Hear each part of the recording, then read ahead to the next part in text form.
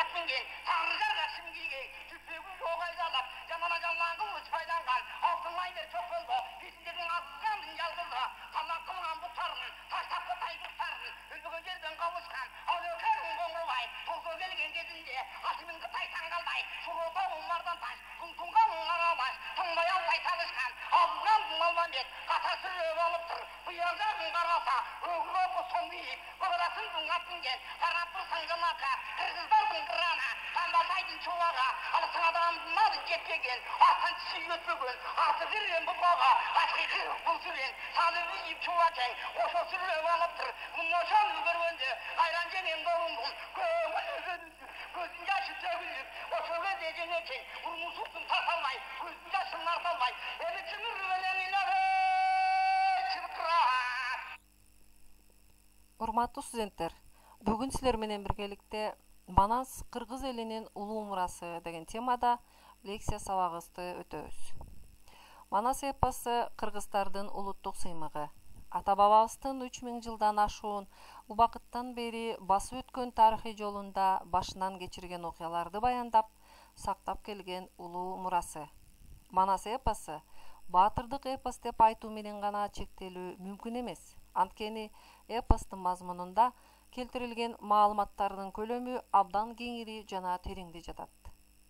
Эпостогу башкы тема элдин эркиндиги, көз карандысыздыгы үчүн болгон күрөш, душмандарга каршы салгылашууларда баатырдык эрдиктерди даңазалоо, ынтымакка чакыруу болуп саналат. Манас эпосун изилдөө иштери 19-кылымдын экинчи жарымынан башталып, бүгүнкү күндө манастануу илими катары калыптанды. Манас эпосу боюнча алгачкы иликтөөлөрдү жүргүзгөн чет элдик изилдөөчүлөр.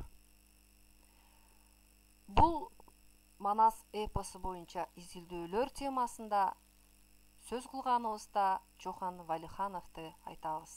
Чохан Валиханов казак элинин туңгуч окумуштуусу, агартуучу, тарыхчы, этнограф, фольклорчу жана саякатчы. Абылай хандын чөбөрөсү. Манас эпосун кагаз бетине биринчилерден болуп түшүргөн окумуштуу. Ал Орто Азия, Казакстан, Чыгыш Түркистан элдеринин тарыхын, этнографиясын, фольклорун жана маданиятын изилдеген. Кыргызстанга 1856, 57, 58 жылдары келип изилдөөлөрүн жүргүзгөн. Эпостун Көкөтөйдүн ашы эпизодун жазып алган. Манас эпосуна биринчи илимий пикир айткан адам да Чохан Валиханов болуп эсептелет. Окумуштуу Манас эпосунун Көкөтөйдүн ашы бөлүгүн жазып жатып, анын зор көркөм эстелик экендигин баса белгилеген. Аталган бөлүктү 1904 жылы кара сөз түрүндө которуп, Джунгария очерктери деген эмгегинде орус тилинде басылып чыккан. Радлов Василий Васильевич. Чыгыш таануучу, түрколог, этнограф, археолог. Орто жана Чыгыш Азияны изилдөө боюнча Орус комитетин түзүү демилгесин көтөрүп, аны башкаргандардын бири. 1860-70 жылдары Алтайга, Сибирге, Казакстанга, Орто Азияга бир нече ирет экспедиция жасап, түрк элдеринин тили, фольклору, этнография жана археологиясы боюнча материалдарды жыйнаган. Кыргызстанга 1862, 64, 69 жылдары келип кеткен. Бул мезгилдерде Манас эпопеясынын 3 бөлүгүн тең жазып алган. Ал мезгилдеги текстин жалпы көлөмү 12454 сапыр, анын 9449 сабы Манас эпосуна арналган. Ал эми калган бөлүктөрү Семетей менен Сейтек эпосуна таандык болгон. Илимий түрдө талдоо жүргүзүүгө аракет жасаган окумуштуу Радлов материалдын илимий баалуулугунун бөтөнчө экендигин белгилеген. Жазып алган эпостун жүзүндөлөрү өзүнүн котормосунда 1885 жылы немис тилинде Лейпцигде жарык көргөн. Ал эми Санкт-Петербургда болсо кыргызчасы жарык көргөн. Манас эпосунун башка тилдерде баяндалышы 16-кылымдагы Сайфаддин Аксекентинин Манас жана анын жортуулдары жөнүндө тарыхтардын жыйнагатуу эмгегинде келтирилгендигин айтууга болот. Ушул чыгармада эпостун айрым окуялары тажик тилинде берилген. Окумуштуу Болот Юнусалиевдин пикиринде аталган эмгекте Манастагы эпизоддор 15-кылымдагы окуялар катары сыпатталары айтылат. Манас эпосу боюнча изилдеген кыргыз изилдөөчүлөрү. Бүгүнкү күндө Манас эпосун изилдөө боюнча абдан көп кыргыз окумуштуулары эмгектенип келе жатат. Алардын сап башында Ыбрайым Абдрахмановду ысымын айтууга болот. Манасчы, жомокчу, акын, этнограф, педагог Ыбрайым Абдрахманов 1888 жылы Ысык көлдүн Жетөгүз тарабындагы Чырак айылында Орто Дыйкандын үй бүлөсүндө туулган. Улуу Октябрь революциясынын жеңишинен кийин Ыбрайым Абдрахманов билимин өркүндөтүп, Алмата, Фрунзеде ачылган мугалимдик бөлүмдө окуган. Ал бүткүл өмүрүн кыргыз фольклорун, асыресе Манасты жыйноого, иликтөөгө жана аны аткарып өз вариантын түзүүгө арнаган. Анын элдик мурасты жыйноого киришүүсү улуу манасчы Сагынбай Орозбак уулунун айтуусундагы Манас эпосун кагаз бетине түшүрүү менен башталган. Ыбрайым Абдрахманов Сагынбай Орозбак уулунун оозунан 1922-26 жылдары Манас эпосунун көркөм варианттарын толук жазып алган. 1935-60 жылдары Саякбай Карала уулунан Манас үчүлтүгүнүн бөлүктөрүнүн айрым эпизоддорун кагазга түшүрөт. Манас сериялар деген ат менен Сагынбай Орозбак уулунун варианттарынан Манастын бала чагы, Алоки хан, Макелдөө, Биринчи казат, Манасчы Саякбай Карала уулунун варианттарынан Каныкейдин жомогу, Акмат Рысменде уулунан Үргөнч, Тоголок Молдодон Семетейдин Букардан таласка келиши деген эпизоддорду түзүп, басмага даярдап, китепче кылып чыгарган. 1930 жылдардан 1947 жылдарга чейинки аралыкта изилдөөчүлөр Жумабаева, Абдрахманов, Хрисов, Кыдырбаевалар эмгектенишет. Жыйынтыгында Манасчы Саякбай Карала уулунун айтуусунда жазылып алынган эпос 3 илдиктен куралып, жалпы көлөмү 500.553 сапты түзгөн. Болот Юнусалиев 1913 жылы 6 октябрда Чүй облусуна караштуу Кемин районунун Кичи Кемин айылында төрөлгөн. Кыргыз совет тилчиси, түрколог, Манасты изилдөөчү, коомдук ишмер. Кыргыз ССРинин Илимдер академиясынын академиги, филология илимдеринин доктору, профессор. Болот Юнусалиев улуу эпос Манасты изилдөөгө абдан көп көңүл бөлгөн. Анын Манас эпосунун доору жана келип чыгышы жөнүндөгү маселелерге карата. Манас эпосу тууралуу өзбекче басылышына кириш сөз. Орусча жазылган Манас эпосунун кошунду вариантын түзүү тажрыйбасы жөнүндө. Кыргыздын баатырдык эпосу Манас, Манастын 4 томдугу, Манас жөнүндөгү бардык маселелерге бир топ эмгектерин редакцияланган.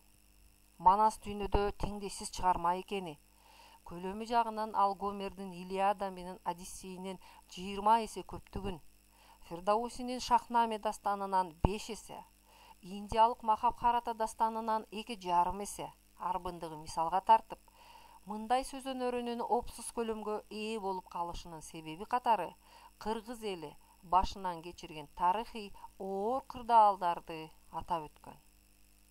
Окумуштуу Көкөтөйдүн ашы, Алмамбет менен Жолойдун баяны сындуу эпизоддор мурда өзүнчө чыгарма катары жашап келгенине токтолгон.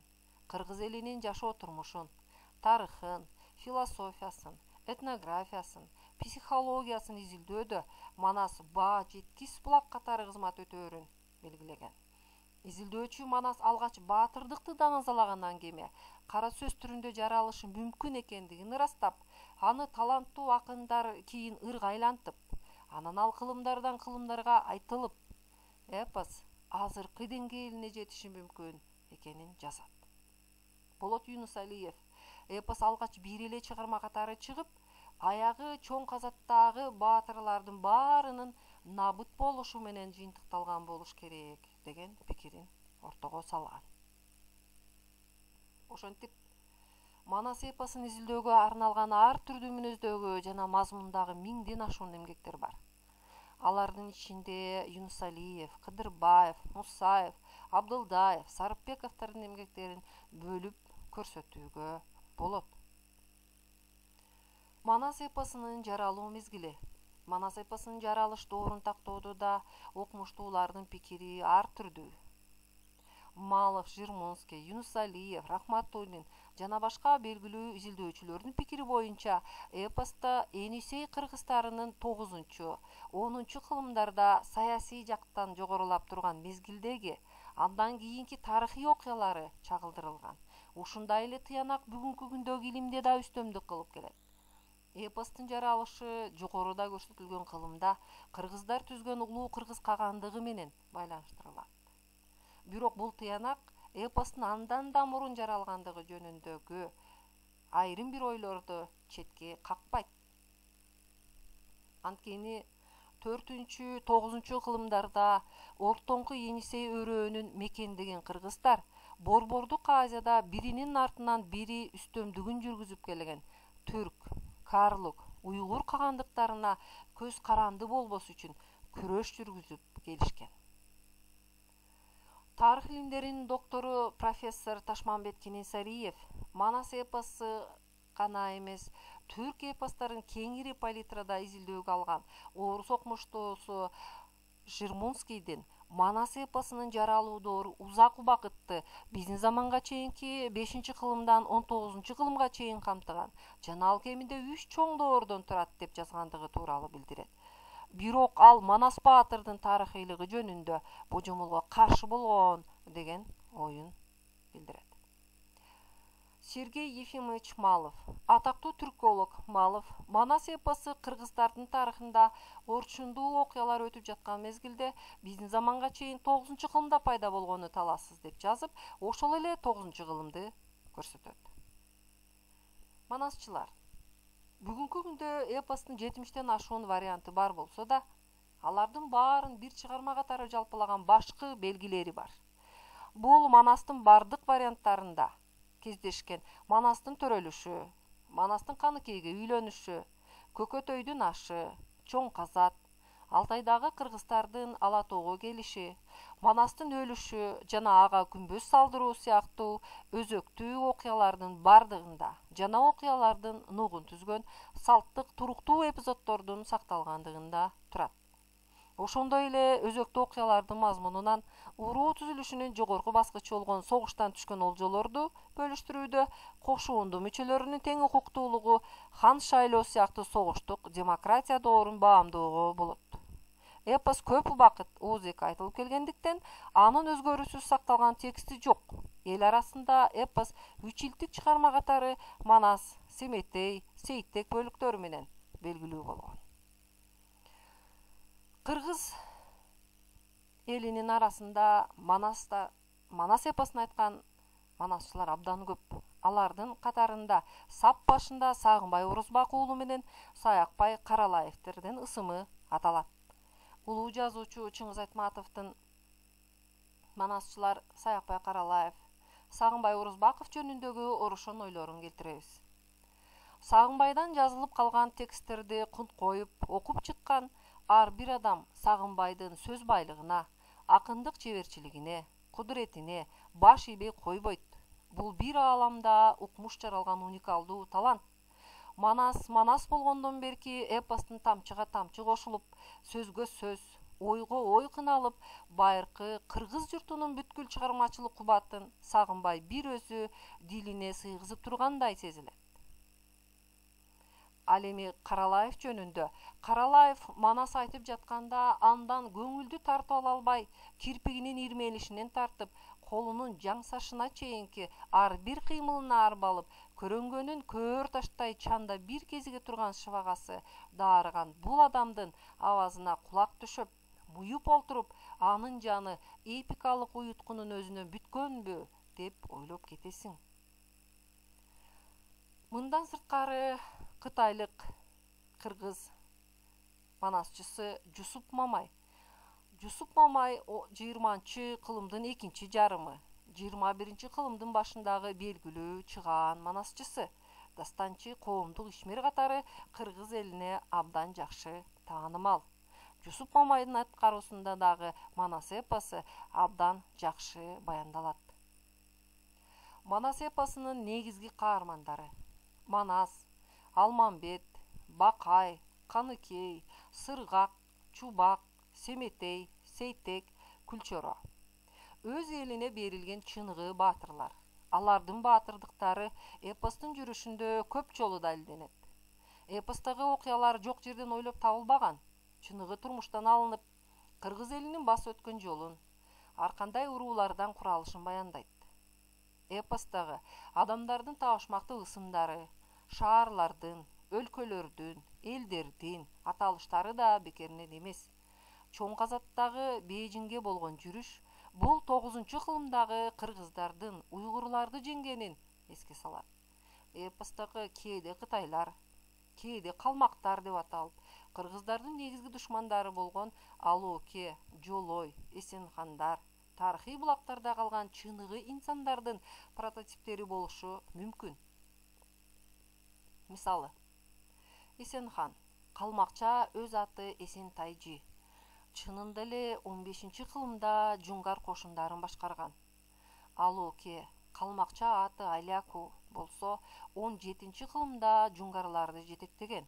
Жолой, өз аты Елүй, бул 10-кылымдын аягында Түндүк Кытайдан келип, кыргыздарды басып алган монгол уруулары кыдандардын же болбосо кара кытайлардын жетекчиси болгон.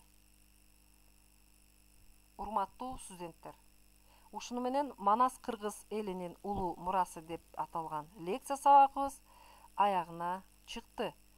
Бул теманын алкагында төмөндөгү көрсөтүлгөн адабияттарды окууңарды сунуштайм. Көңүл бурганыңарга рахмат. Yolların karata, aytara vaat mingi, saralapın dungat mingi, tanrıcar kaşım giygi, tüplüğün yoğaydalar, canana canlangın uçaydan kal, altın aydır çok oldu, bizimdekin azızgandın yalgızı, kallan kılgan bu tarın, taştap kıtay kurtarın, ülbüğün yerden kavuşkan, avlökerin konulay, tolgu gelgen gezinde, asımın kıtay sangalday, şuru toğun var.